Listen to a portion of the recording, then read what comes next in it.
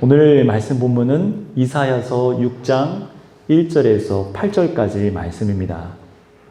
우리 다 찾으셨으면 우리 다 같이 한 목소리로 1절부터 8절 말씀을 같이 읽겠습니다. 시작.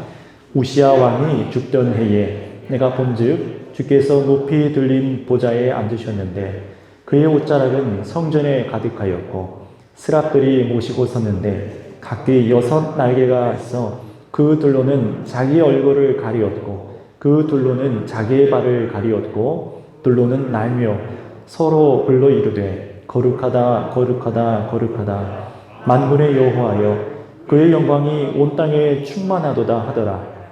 이같이 화답하는 자의 소리로 말미암아 문지방의 터가 요동하며 성전의 연기가 충만한지라.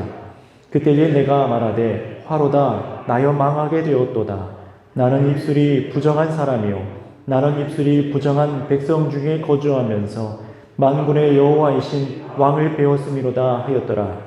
그때에 수랍 중에 하나가 부젓가락으로 제단에서 집은 바 핀 숯을 손에 가지고 내게로 날아와서 그것을 내 입술에 대며 이르되 보라 이것이 내 입에 닿았으니 내 악이 제하여졌고 내 죄가 사하여졌느니라 하더라. 내가 또 주의 목소리를 들으니 주께서 이르되 내가 누구를 보내며 누가 우리를 위하여 갈꼬 하시니 그때에 내가 이르되 내가 여기 있나이다 나를 보내소서 하였더니. 아멘. 오늘은 지금 우리가 봐야 할 것 하나님의 보좌라는 제목으로 오늘 설교를 나누고자 합니다. 집과 땅을 사들여서 부동산 투기를 하는 사람들, 아침 저녁으로 늦은 밤까지 술에 취하는 사람들, 그리고 호화로움에 취하기도 하고 거짓말로 계속해서 악을 짓는 사람, 또 악한 것을 선하다고 하고 선한 것을 바꿔서 악하다고 말하며 그럼에도 스스로 지혜롭게 여기고 명철하게 여기는 사람들, 폭탄주를 잘 만들어 먹고 뇌물로 악인을 의롭게 받들어주는 사람, 하나님 백성이라 일컫는 사람들 중에 이런 사람이 가득해지자 하나님께서는 바로 그 시대에 심판을 내리시기로 작정하셨습니다. 그냥 그들을 내버려 두시고 내 백성이니까 그래 그렇게 살다가 와 그럴 수 있지라고 하지 않으셨어요. 그것이 바로 오늘 본문의 앞에 5장 8절부터 이어져 나오는 말씀의 내용입니다. 제가 말씀드린 내용을 다시 한번 생각하면서 돌아가셔서 5장 8절부터 읽으시기 바랍니다. 지금 말고요. 지금은 저에게 시선을 고정해 주시면 됩니다. 자, 그럼 생각해 보시기 바랍니다.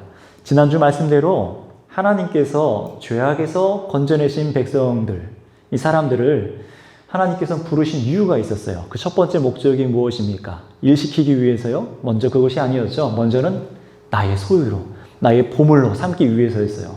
그것이 우리 하나님의 백성들이 우리가 하나님을 기뻐하는 이유죠. 나를 보물로 삼으시고 나를 가장 값진 보배로 삼으시겠다는 것이 하나님 아버지의 뜻입니다. 그런데 그것만이 아니었습니다. 우리를 세상에 하나님 나라 가운데, 이 세상 가운데 제사장 나라요 열방의 빛이 되도록 하시기 위해서 하나님께서는 죄악 가운데 이스라엘 백성들, 또 우리를 건져내셨어요. 영적인 이스라엘 백성들, 바로 또 우리를 의미하기도 합니다. 그래서 하나님의 음성을 듣고, 가장 중요한 것이었죠. 하나님의 말씀을 듣고 청종하여 순종하는 삶이 바로 백성들이 보여야 될 모습이었습니다. 그런데 바로 지난번에 보았던 이 말씀을 들었던 이 이스라엘 백성들은 전혀 하나님의 말씀과는 다르게 살고 있는 것이 오늘 이 이사야서를 보면 나오는 거예요. 우리 한번 5장 12절 말씀을 한번 찾아서 읽어보도록 하겠습니다. 5장 12절 말씀입니다. 함께 한 목소리로 같이 읽습니다. 시작. 그들이 연회에는 수금과 비파와 소고와 피리와 포도주를 갖추었어도 여호와께서 행하시는 일에 관심을 두지 아니하며 그의 손으로 하신 일을 보지 아니하는도다. 아멘. 자신이 먹고 살고 자신의 안정과 쾌락과 그런 것에 마음을 두었지 하나님께서 행하시는 일에는 도무지 관심을 두지 않았다고 말씀을 하고 있어요.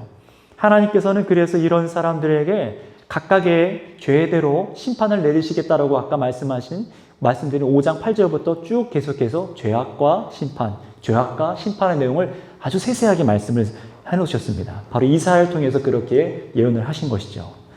이런 시대 속에서 하나님 앞에 신실한 종으로 서 있던 사람이 있습니다. 바로 오늘 저와 여러분들이 읽고 있는 이 이사야서를 기록한 이사야 선지자입니다. 그런 여러분, 이사야 선지자는 심정이 어땠을까요? 이런 백성들을 보면서 마음이 어땠을까요? 자신이 하나님의 선지자로 살아가고 있는 이때에, 이 시대에 함께 살아가는 백성들이 전부 하나님의 진노만 일으키는 죄악에 물들어 있는 거예요. 그냥 어쩔 수 없지 하고 눈 감아버리면 될 것 같은데 그럴 수가 없는 것 같아요. 그런데 여러분, 이 이사야 선지자의 걱정은 여기서 끝이 아니었습니다. 정말 걱정은 그나마 이들을 하나님 앞에서 잘 다스리려 애썼던 왕, 바로 우시야 왕이 이런 상황 가운데 갑자기 죽은 거예요. 그게 오늘 본문 6장 1절 말씀부터 나타나는 내용입니다. 이사야의 마음은요, 타들어가요. 이 시대를 보니까 너무 죄악투성입니다. 그런데 그나마 하나님을 경외해서 하나님의 백성을 다스리려 했던 이 나라의 이스라엘의 왕 우시야 왕이 죽었어요. 얼마나 의지했을까요? 왜 더 이사야의 마음이 괴롭고 답답했냐면은 이 우시야 왕은요, 조금 설명드리자면 16살에 왕에 등극한 왕입니다. 그런 사람이에요. 그런데 기록을 보니까 이 우시야는 하나님 보시기에 모든 행위를 정직하게 행하는 왕이었더라고 기록합니다. 하나님을 찾을 때마다 하나님께서 그에게 응답하셨다라고 기록하고 있어요. 게다가 이 우시야라는 이 왕을요, 하나님께서 강하게 하셔서 이 이방 국가에 전쟁을 이기게 하실 뿐만 아니라 이방 나라, 특별히 암몬이란 나라에게서부터 조공까지 받게 하세요. 그만큼 그의 이름이 엄청나게 퍼졌었어요. 우시야가 굉장히 강해져서 그의 이름이 말씀을 보니까, 성경을 찾아보니까 저 애굽의 변방까지, 애굽의 저 밑에 동네까지 퍼지게 하실 정도로 하나님께서 그를 높여주셨습니다. 애굽이라고 들으실 때 모르는 분들 계시지만 이집트죠. 이집트의 저 밑에 변두리까지 하나님께서 이 우시야 왕의 이름을 높이셨던 거예요. 하나님의 나라가 높아진 겁니다. 그러니 백성이 조금 엉망이라도, 조금이라고 하기엔 많이 엉망이죠. 근데 엉망이더라도 왕이 그래도 하나님 앞에서 제대로 살아가려고 하고 하나님께서 그를 붙드시는 것에 이 이사야 선지자도 한편으로 마음의 부담이 좀 덜했을 겁니다. 어떻게 보면 하나님을 섬기는데 이 우시야 왕을 많이 의지했을 것 같아요. 그런데 이런 우시야 왕이 제사장이 해야 될 일을, 하나님 앞에서 분향해야 될 일을 이 왕이 직접 나서서 했다가 나병이 걸려서 이후에 시름시를 앓다가 죽게 됩니다. 별궁으로 쫓겨나서 계속해서 이 나병으로 고통스러워하다가 죽기까지 이제 고생하다가 결국 나병으로 죽고 이 우시야 왕이 이스라엘 왕에서 물러납니다. 그 다음에 자신의 아들 요담이 왕이 되죠. 여러분, 그러니 이 선지자 이사야 마음이 어땠을까요? 그래도 이스라엘 나라의 하나님 편에서 제대로 살아가려 했던, 조금 마음을 의지할 수 있었던 왕이 마지막으로 불순종하고 죽은 거예요. 그의 아들 요담도 역대기를 보면은 아버지 우시야처럼 하나님 앞에 정직하게 행한 왕, 그렇게 평가가 좋은 왕이긴 했습니다. 그러나 자신의 아버지의 죽음 때문이었는지 성경을 잘 찾아 읽어보면은 역대기에 성전에 들어가진 않았대요. 이상하죠? 이 아들이 성전에 들어가지 않아요. 하나님을 찾았는가라는 의문을 던져주고 성경은 끝내버립니다. 이 요담이 다스리던 시대에도 그래서 어떤 일이 있었냐면 여전히 백성들은 부패해서 하나님 앞에 범죄가 가득했다라고 말을 해요. 이사야는 이런 시대와 상황을 보면서 정말 꽉 막힌 심정이었을 겁니다. 우리가 그런 얘기 하잖아요. 고구마 100개 먹은 것 같다고. 답답했을 것 같아요. 백성을 봐도 그렇고 죽은 왕과 그 다음 왕을 봐도 답답합니다. 어떤 마음과 목소리가 터져 나올까요? 겉으로 말은 못하겠지만 이 나라는 끝났다, 이런 생각하지 않겠습니까? 선지자로서 이제 내가 뭘 할 수 있을까? 하나님을 경외하던 왕이 있었음에도 백성들은 변하지 않았어요. 하나님의 말씀을 듣지 않았습니다. 그런 훌륭한 왕이 있었는데, 그러니 나 같은 선지자가 뭘 할 수 있나? 라는 생각이 이사야의 마음에 있었을 것 같아요. 그런데 이런 상황의 이사야의 마음을 새롭게 하고요, 저 죄악에 가득한 백성들에게 담대하게 나아가는 변화의 한 사건을 이사야가 체험하기 시작해요. 오늘날로 말하면요, 이 코로나 시기에 우리가 나가서 예수님 전하면은 다들 미쳤다 할 것 같잖아요. 아무도 듣지 않을 것 같고, 야, 너 혼자 믿어, 말하지 마 라고 이렇게 핍박할 것 같은데 우리가 위축될 수 있습니다. 그런데 바로 우리가 어떤 한 사건을 체험하면은 담대하게 나아가서 말할 수 있다는 거예요. 바로 이사야가 바로 그런 사건을 체험했다는 겁니다. 그게 오늘 본문의 말씀인데요, 이사야가 무언가를 보고 나서 그의 인생이 달라졌습니다. 오늘 그것을 붙잡으시길 바랍니다. 자, 그렇다면 무엇을 봤을까요? 한번 따라해 주시겠습니까? 하나님의 보좌, 무엇을 받다고요? 하나님의 보좌. 예, 왕의 의자, 왕들이 하는 권세의 의자를 표현하는 겁니다. 정말 그런지 한번 1절 말씀을 다 같이 읽겠습니다. 본문 6장 1절 말씀입니다. 함께 읽겠습니다. 시작. 우시야 왕이 죽던 해에 내가 본즉 주께서 높이 들린 보좌에 앉으셨는데 그의 옷자락은 성전에 가득하였고 아멘. 하나님을 눈으로 직접 그 모양을 본 것은 아니에요. 하나님의 보좌를 보았다라고 말합니다. 하나님의 보좌를 성경 곳곳에 찾아보면은 하나님의 보좌를 뭐라고 표현하면 하나님의 보좌는 하늘이다라고 얘기를 합니다. 그리고 하나님의 발등상은 뭐라고 하죠? 이 땅이라고 해요. 이 바다, 땅. 그만큼 하나님의 영광이 광대하다. 그분의 권능이 심히 광대하시다라고 표현하는 거예요. 그런데 이 이사야에게는요, 하나님께서는 하늘에 높이 계신 그 보좌를 이사야에게 눈에게 보이게 해주신 거예요. 그리고 그 위에서부터 뭘 봤다고 말하죠? 하나님의 옷자락이 이 예루살렘 성전에 가득한 것을 이 환상 가운데 보는 겁니다. 하나님이 옷이 그냥 옷이 있으셔서가 아니라 그 옷자락이 그냥 길어서가 아니라 그 영광이 정말 하나님의 영광이 없을 것 같고 죄악이 막 만연한 이 세상 가운데 없었을 것 같은데 하나님의 영광이 이 성전 가운데 가득하게 임재하고 계신 것을 영적인 눈이 떠져서 보게 되는 겁니다. 그런 걸 의미하는 거예요. 게다가 하나님께서는 어떻게 합니까? 이 하나님 주위에는 누가 있었죠? 천사들이 이전에는 이 스랍이라고 되어 있는데 이 천사들이 하나님을 모시고 있고 하나님을 거룩하다 거룩하다 만군의 여호와라고 그 영광이 온 땅에 충만하도다라고 찬양을 합니다.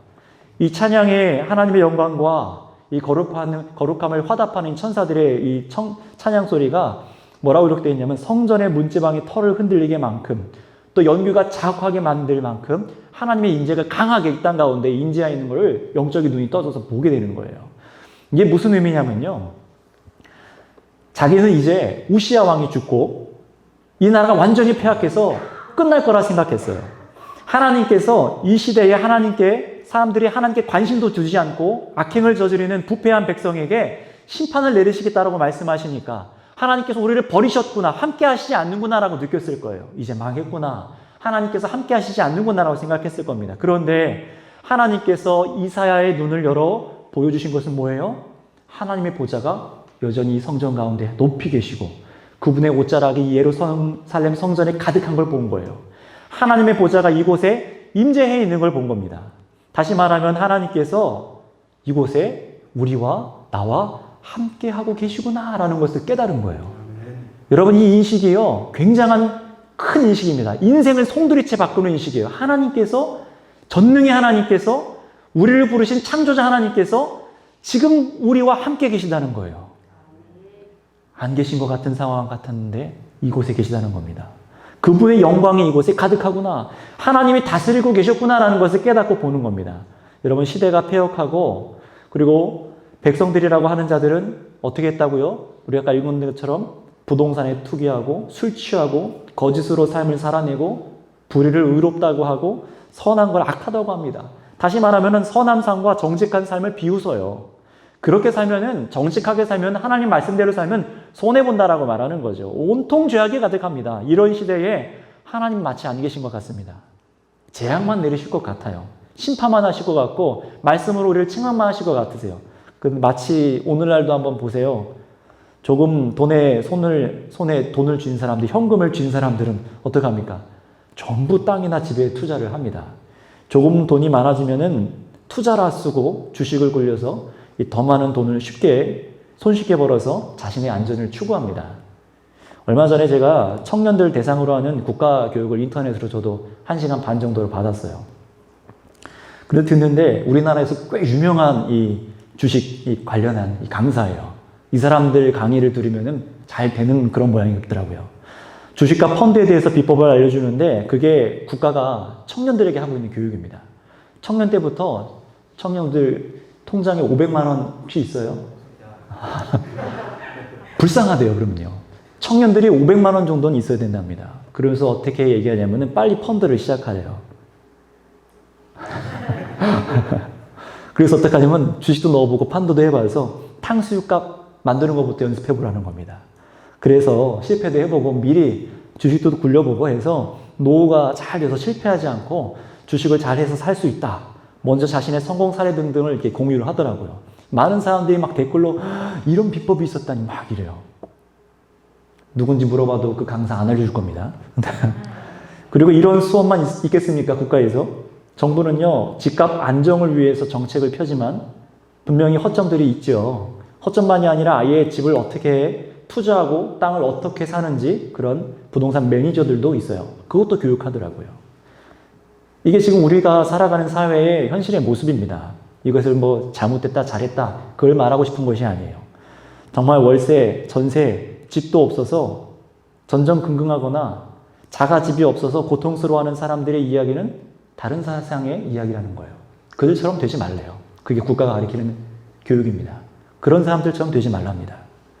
또 이렇게 어떤 사람들이 노력해서 어떻게 합니까? 돈을 정말 열심히 노력해서 돈을 벌면요, 몇 채씩 집을 살려고 노력을 해요.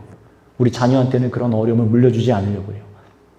많은 사람들이 그 길로 가고 싶어 합니다. 실제로 그렇게 하고요. 온통 사람들이 그래서 집, 안정, 그리고 있는 사람은 쾌락과 향락을 즐겨요. 없었을 때는 못했는데 있어 보니까 이런 쾌락도 좀 즐길만 하네 생각을 하죠. 그런데 하나님의 시선은요, 오늘 말씀대로 이들이 하나님이 손이 하시는 일에는 관심이 없다라고 말해요. 이게 무서운 거예요. 복음 받고 뭔가를 잘해가는 것 같은데, 평안도 있는 것 같은데 전혀 하나님이 하시는 그 능력의 손, 하나님이 하시는 일의 손에 무슨 일을 하시나에는 관심이 없다는 거예요. 또 우리가 알듯이 온갖 범죄들이 난무하는데 그중 오늘날 우리 대한민국의 가장 으뜸되는 범죄가 뭐지요? 전 세계적으로 유명해요. 뭡니까? 사기라고 하더라고요. 남을 속이는 거예요.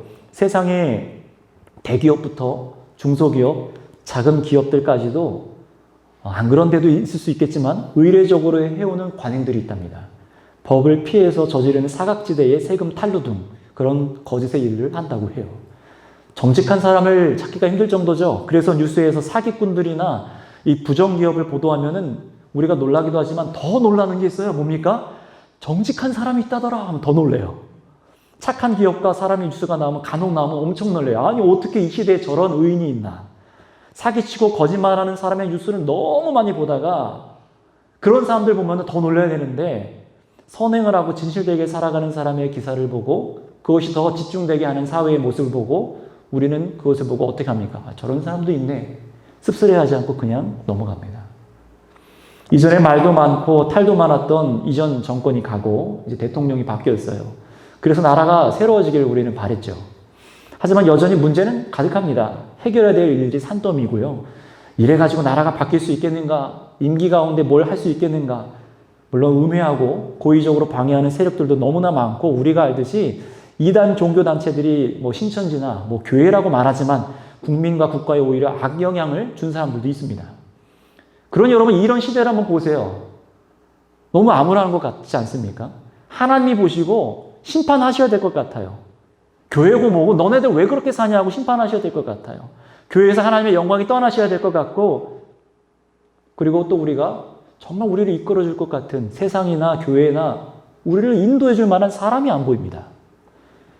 그러니 이런 상황에서 오늘 이사야같이 우리가 영적으로 눈을 뜨게 되면은 하나님께 하시는 일에 눈을 뜨게 되면은 새롭게 보여주는 것이 있어요. 바로 하나님께서 그럼에도 불구하고 함께 계신다는 사실입니다. 그걸 상징하는 게 뭡니까? 바로 하나님의 보좌라는 거예요. 전혀 하나님의 다스림을 기대하기 어려운 이 시대에 하나님께서 여전히 함께 계심을 깨닫는 거예요. 그분의 영광이 이 땅에서 사라지거나 그분의 거룩함을 걷어가신 것이 아니라는 겁니다. 왜 그렇습니까? 하나님의 약속은 신실하시기 때문에 그렇습니다. 우리가 예뻐서 우리가 뭔가를 잘해서 누군가가 의로 살아가고 있어서 아니에요. 성경은 뭐라고 말합니까? 하나님의 약속 때문에 하나님의 자신이 저와 여러분들에게 하신 약속을 이루기 위해서 오늘 찬양단이 찬양했던 것처럼 하나님의 나라와 그 비전을 이루시기 위해서 하나님께서 임재해 계시다는 것입니다. 바로 이런 상황을 이사야가 보고 겪은 거예요. 얼마나 놀랐을까요? 그러자 이 이사야가 하나님의 보좌를 보고 영적인 깨달음을 얻어서 어떤 반응을 보였는가? 한번 따라해 볼까요? 진정한 회개가 일어납니다. 자, 여러분 어떤 회개인지 한번 읽어보도록 하겠습니다. 6장 5절 말씀입니다. 6장 5절 말씀입니다. 우리 같이 읽겠습니다. 시작. 그때에 내가 말하되 화로다 나여 망하게 되었도다. 나는 입술이 부정한 사람이요 나는 입술이 부정한 백성 중에 거주하면서 만군의 여호와이신 왕을 배웠음이로다 하였더라. 아멘. 뭐라고 합니까? 하나님 저 사람들의 죄를 보세요. 나는 이렇게 잘 살았어요. 그런 얘기를 하지 않아요. 자신의 죄를 자복합니다. 자신이 망하게 되었다고 말을 해요. 왜 그렇죠? 이 말은 자신의 깊이 죄악을 깨닫고 말하는 거예요. 내가 죄로 망하게 되는 말들을 했다라는 겁니다. 입술이 부정한 백성들 중에 거하면서 내 입술도 그리 되었습니다라고 얘기해요. 입술로는 하나님을 섬긴다고 하지만 주를 위해 산다고 말하지만 삶과 내면은 부패하여서 그 입의 말이 온전하지 못하고 이사야도 나중에 그들 중 하나와 같이 되었습니다라고 말하는 거예요. 이사야는 선지자로서 조금 더 나아간 의미로 이런 회개를 했겠죠. 왜냐하면 하나님께서 이곳에 함께 계심을 깨닫지 못하고 부정한 말들을 내뱉었던 것들을 생각했을 겁니다. 예를 들면은 이제 나라가 망하려나 희망이 없다 이런 얘기 드릴 수 있겠죠. 여러분 우리들도 그런 얘기들을 하잖아요. 대한민국이 이제 망했어. 그래서 가끔 이런 표현 쓰죠. 헬조선이라는 표현을 씁니다. 무슨 의미죠? 지옥 같은 조선이란 얘기입니다. 믿을 사람이 하나 없네. 교회에 소망이 없어.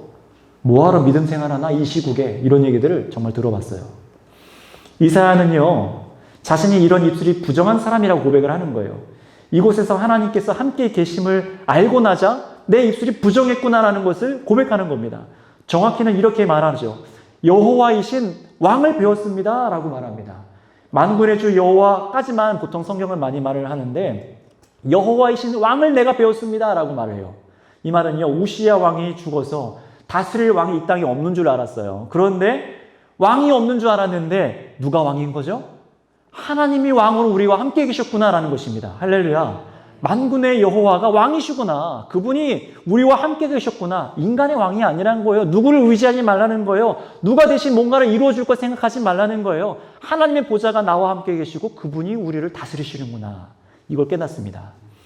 이것을 깨닫고 이사야는 깨닫고 회개하기 시작합니다. 정확히 말하면은 그저 입이 아니라 말이 아니라 마음에 하나님이 아니라 다른 것을 더 의지했던 것, 하나님을 신뢰하지 못하는 마음들을 회개하는 거예요. 그러자 하나님께서는 이사야의 죄악을 어떻게 하실까요? 사하여 주세요. 6절 7절 말씀해 보시면은 그래서 천사 하나가 내려와서 이사야의 입술에다가 제단에 하나님의 제단에서 피었던 숯을 가지고 나와서 그 입에다가 이사야의 입에다가 딱 지지십니다. 대십니다. 그리고 어떻게 됩니까? 이렇게 말하죠. 내 악이 제하여졌고 사하여졌다라고 말합니다. 여러분 하나님의 보좌를 보고 자신의 죄악을 깨달은 이사야의 회개 중에 하나님께서는 그의 죄악을 사하여 주셨어요. 그의 입을 깨끗하다 말씀하십니다. 여러분 하나님께 나와 우리의 죄악을 자복하는 자들마다 하나님께서는 우리를 사하여 주시는 것을 믿으시기 바랍니다. 이제 그 깨끗해진 입은요 이제는 새 말을 하기 시작해요. 그 말이 조금 뒤에 나오는데 먼저는 우리 한번 8절 말씀을 읽어보도록 하겠습니다. 본문 8절 말씀입니다. 함께 있습니다. 시작. 내가 또 주의 목소리를 들으니 주께서 이르시되 내가 누구를 보내며 누가 우리를 위하여 갈꼬 하니 그때에 내가 이르되 내가 여기 있나이다 나를 보내소서 하였더니 아멘. 자 저를 보세요. 지금 이 상황이 뭐냐면요 죄의 사함까지 겪었어요. 보좌를 보고 내 입술이 부정하구나 하고 천사가 와가지고 제단 숯불로 입술 깨끗하게 되고 사함까지 받았습니다. 자 그러면 우리가 어떻게 될까요? 자유롭게 살아가면 되겠죠. 그런데 하나님께서 뭐라고 하시는 거예요? 갑자기 딴청 피우는 것처럼 이사야 앞에 놔두고 누가 나를 위해 갈까? 누가 나를 위해 갈까? 내가 누구를 보낼고 막 이러시는 거예요. 이사야를 마치 앞에 둔 것을 잊었다는 듯이 다른 것을 이렇게 응시하시면서 상상력을 동원해서 생각해 보세요. 누가 저들에게 갈까? 누구를 보낼까? 라고 말씀하시는 겁니다. 다시 말하면 저 패역한 백성들에게 하나님의 말씀을 가지고 누가 나아가서 증거하며 하나님의 뜻을 저들에게 전할까? 라고 말씀하시는 거예요. 그런데 지금 막 용서와 구원의 감격이 타오르는 사람이 여기 한 명 있어요. 누구죠? 이사야죠. 하나님의 보좌까지 모아서 지금 펄펄 끓어오는 사람이 이 앞에서 막 타오르고 있어요. 누굽니까? 이사야예요. 그래서 이사야는 대답합니다. 뭐라고 대답했을까요? 따라하겠습니다. 나를 보내소서. 나를 보내소서. 하나님의 나라를 위해서, 하나님의 비전을 위해서 이 땅에 선포에 보낼 사람이 필요한데 그 사람이 누구라고요? 지금 내가 되기 원합니다. 라고 대답하는 거예요. 다시 말하면요. 누가 대답했다고요? 이사야가 아니에요. 정확히 여러분 아셔야 됩니다. 한번 따라하겠습니다. 하나님의 보좌를 보는 사람. 예, 여러분, 이사야가 특별해서 나아가서 메시지를 전달하는 것이 아니라 특별한 사람이 말씀을 갖고 이 시대에 나가서 한 걸음을 걸어가는 게 아니라 하나님의 보좌를 보는 사람이 여러분 세상으로 나아갈 수 있는 걸 믿으시기 바랍니다. 앞에서 우리 선교 찬양단이 찬양했던 것처럼 선교자로 살아가는 것 누가 할 수 있을까요? 하나님의 보좌를 그 자리에서 보는 사람이에요. 자신의 직장에서 나를 핍박하는 사람들 앞에서 그 자리에서 여러분 일하는 그 자리에서 하나님의 보좌를 보는 사람이 나아갈 수 있습니다. 하나님의 보좌를 보는 사람, 죄 사함을 받은 사람입니다. 이사야가 특별한 사람이라서 저를 보내소서라고 담대하게 말한 것이 전혀 아니에요. 그는 떨었고 두려워했으며 스스로 입술이 부정한 사람이라고 여겼던 사람입니다. 그런데 이제는 그가 이 입술로 새로운 말을 하기 시작하는 거예요. 하나님의 뜻을 위해서 내가 가겠습니다. 여러분 방금 전까지만 해도요. 이 이사야는 두려워하고 염려하는 마음을 갖고 있었습니다. 그런데 그가 어디 갔을까요? 그 새 말을 합니다. 그가 이제는 새로운 말을 하기 시작해요. 망했다, 틀렸다, 의지할 사람이 없다라는 그런 마음이 있을 것 같던 이사야가 이제 입술이 부정했던 이사야가 뭐라고 합니까? 하나님 나를 보내주시옵소서. 여러분 그가 가야 될 곳은 어딜까요? 나를 반겨 맞아주는 사람들일까요? 드디어 오셨습니까? 자 오셔서 설교 한번 하시지요. 나에게 메시지를 전달해 주세요. 그런 사람들입니까? 아니에요. 여전히 폐악해어 있어요. 부동산 투기와 또 말씀드립니다. 부동산 투기와 술 취함과 쾌락과 불의와 거짓 이것을 일삼고도 지혜롭다 스스로 여기는 사람들 바로 그 사람들 사이로 가야 된다니까요. 여러분들도 한번 생각해 보세요. 세상이 어떻습니까? 세상은 말할 것도 없고 교회도 폐역하는 사람들이 있고 교회는 힘을 잃어가는 것 같아요. 누구도 교회를 통해 하나님의 말씀에 대해서 들으려 하지 않습니다. 그런데 이런 시대 속에서도 나를 저들에게 보내주세요 라고 말하는 사람들이 이 시대에도 있다는 거예요. 누굴까요? 어떤 사람들이 과연 정신 나간 것 같은 그런 사람들 삶을 살아갈 수 있을까요? 바로 오늘 이사야와 같이 하나님의 보좌를 본 사람들입니다. 그 사람만 나아갈 수 있어요. 그렇다면 여러분은 하나님의 보좌를 보셨습니까? 우리 옆 사람한테 한번 물어볼까요? 하나님 보좌 봤수? 보셨습니까? 대답이 돌아오세요. 나 못 봤는데. 막 이러십니까? 저는 오늘과 같은 시대에도 역시 중요한 것이 있다면 오늘과 같은 시대에도 우리가 담대히 주님의 메신저로 메시지를 들고 나아가서 살아가려면 하나님의 보좌를 봐야 된다고 생각합니다. 그러면 큰일 났죠. 하나님의 보좌를 어떻게 봐야 되나? 하나님의 보좌를 못 봤는데요. 천사는커녕 옷자락도 못 봤는데요. 라고 말하는 분들이 계실까봐 오늘날 하나님의 보좌를 보는 것이 무엇인지 말씀드리고 오늘 설교를 좀 마무리하겠습니다. 오늘날 어떤 이에게는요, 하나님께서 직접적으로 환상으로 꿈으로 하나님의 보좌를 보여주실 수도 있어요. 그러나 그렇게 역사하지 않으시죠. 왜 그렇습니까? 바로 하나님께서 그렇게 하시지 않는 이유는 이제는 아들 예수 그리스도로 하나님의 영광을 모든 것을 보게 하셨기 때문에 그렇습니다. 아들 예수님을 통해서만 하나님의 보좌와 그분의 영광을 보게 하셨기 때문에 그래요. 아들을 통하지 않으면 하나님을 알 수가 없습니다.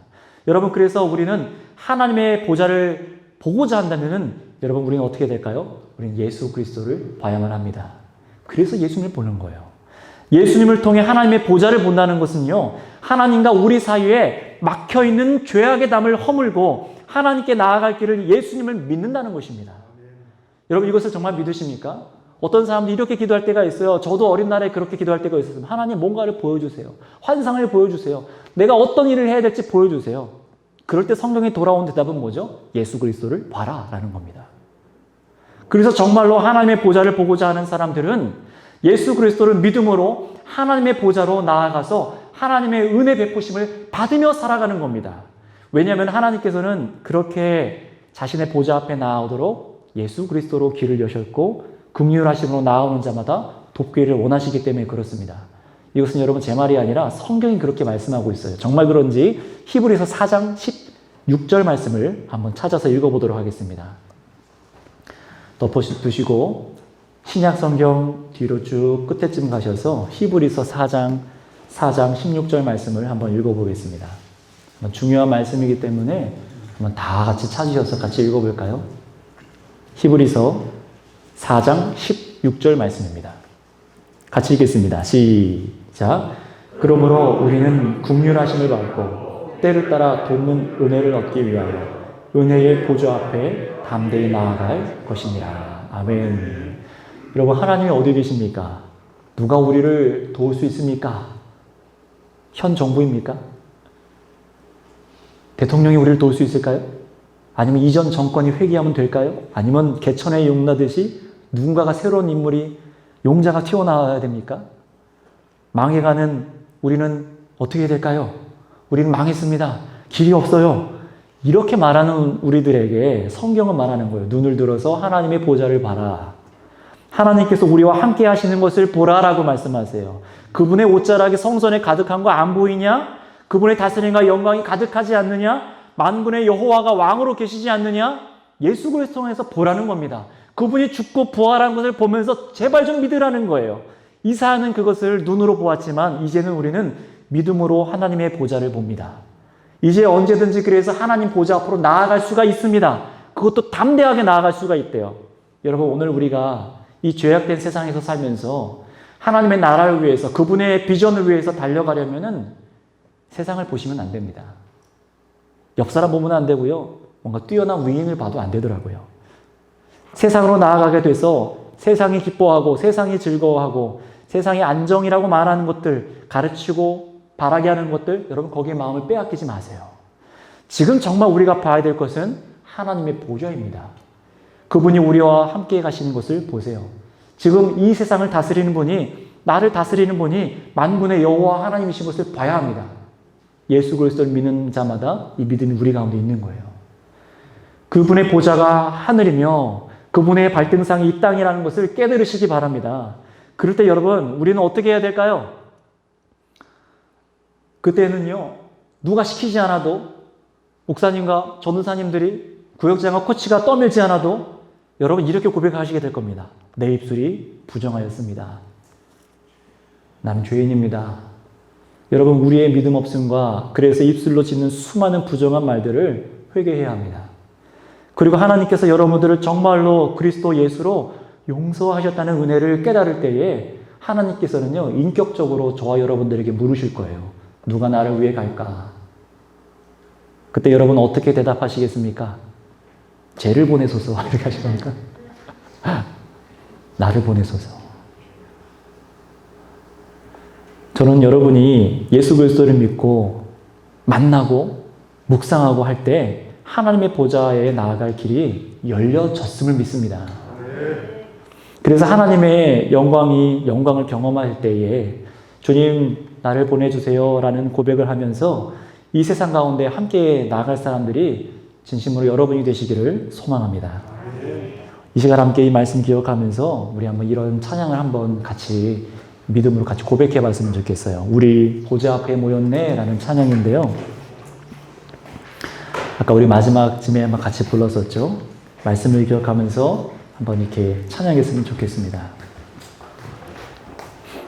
모르시는 분들도 가사를 한번 따라 하시면서 같이 한번 우리 마음의 고백을 드렸으면 좋겠습니다.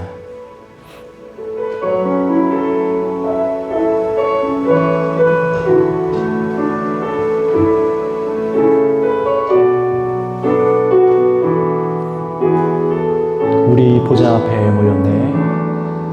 우리 보좌 앞에 모였네. 함께 주를 찬양하며 함께 주를 찬양하며 하나님의 사랑 그 아들 주셨네. 그의 피로 우린 구원받았네. 십자가에서 쏟으신 그 사랑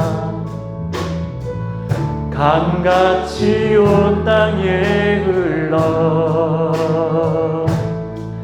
각 나라와 족속 백성 방언에서 구원받고 주 경배드리네. 구원하심이 보좌에 앉으신 우리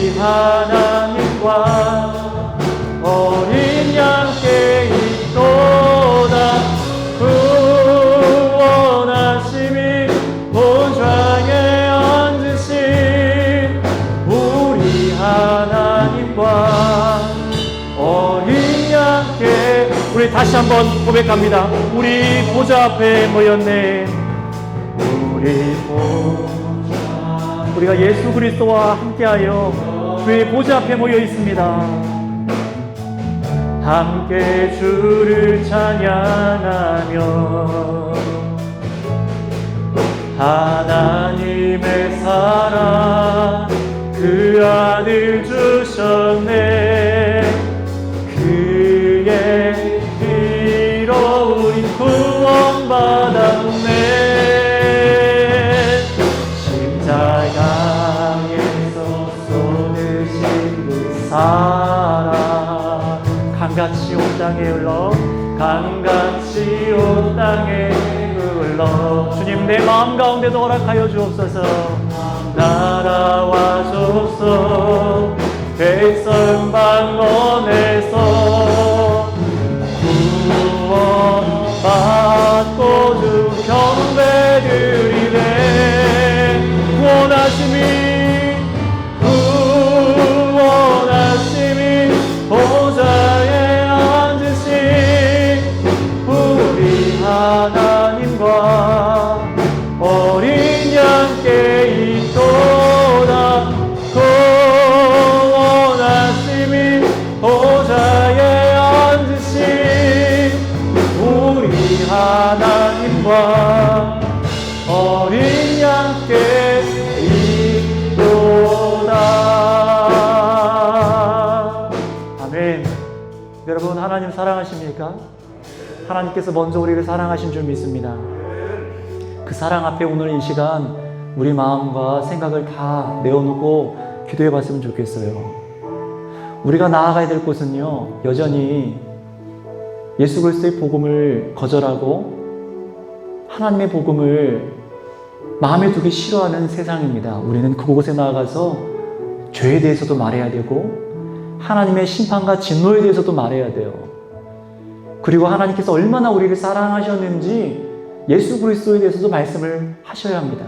그리고 이 땅에 우리가 소망으로 두고 있던 것, 나를 구원할 것 같이 보였던 것들이 가짜 빛입니다. 저것은 우리를 구원할 수 없습니다라고 담대히 말도 할 수 있어야 됩니다. 그런데 우리는 많이 두려워요.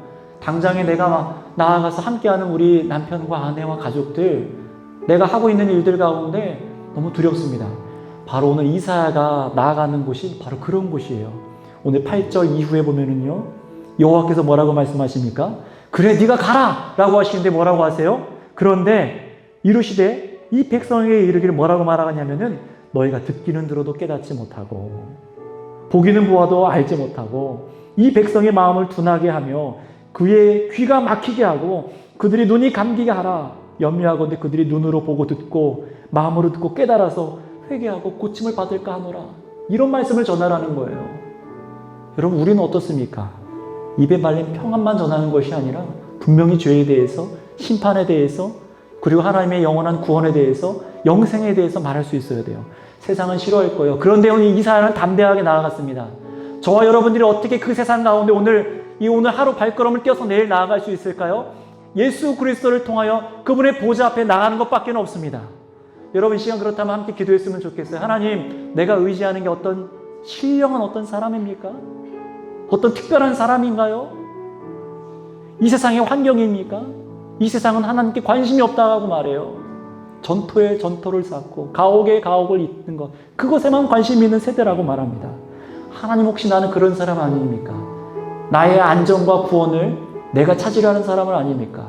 구원은 오직 여호와의 보좌에 앉으신 어린 양에게만 있는 줄 믿습니다. 이 시간 우리 함께 기도할 때 주님 나의 죄악을 용서하여 주옵소서. 예수 그리스도의 보좌 앞에 나아가 정말 내 죄악이 무엇인지 이 시간 깨닫는 그 죄악들을 회개하기 원하오니 주님 나와 함께 동행하시고 주님께서 함께 하신 것을 믿음으로 오늘 한 걸음을 내딛게 하여 주시옵소서. 두려움 가운데 나를 건져내어 주시옵소서 하고 주여 부르시고 기도합니다. 주여! 아버지 하나님 감사합니다. 하나님 우리가 나아가는 곳이 세상입니다. 두려워하고 염려하고 근심하는 우리가 어디에 마음을 두어야 될지 모르는 저 세상 가운데 나아가 우리 아버지 하나님께만 그 보좌에만 구원이 있음을, 예수 그리스도에게만 구원이 있음을 선포하며 살아가야 합니다. 그러기 위해서 얼마나 아버지 큰 용기와 능력과 위로가 필요하겠습니까? 그러나 그것을 나의 어떤 믿음이나 나의 능력이나 나의 힘에서 얻는 것이 아니라 내가 여호와의 보좌를 보는 것, 하나님의 영광을 보는 것, 예수 그리스도를 통하여 하나님께서 나와 함께 계시구나라는 걸 깨닫는 것, 바로 그것밖에 없음을 고백합니다. 하나님, 우리는 연약합니다. 오늘 하루 믿음의 삶을 이어가기가 어려운 사람들이었습니다. 그러나 이제는 이런 말들도 얼마나 하나님 앞에 큰 죄악이었음을 고백하고 하나님 회개합니다. 우리는 입술이 부정한 자들입니다. 하나님 아버지, 나의 죄악을 용서하여 주시옵소서. 내가 실패합니다. 내가 망하게 되었습니다. 하나님, 그런 우리 입술들을 용서하여 주시옵소서.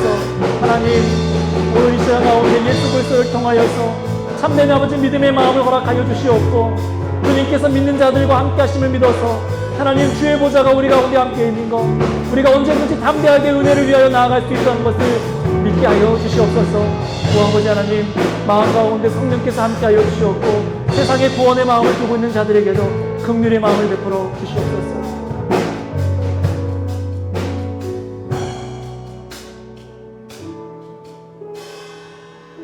하나님 아버지, 우리는 우리에게 허락하신 것들의 마음을 빼앗겨서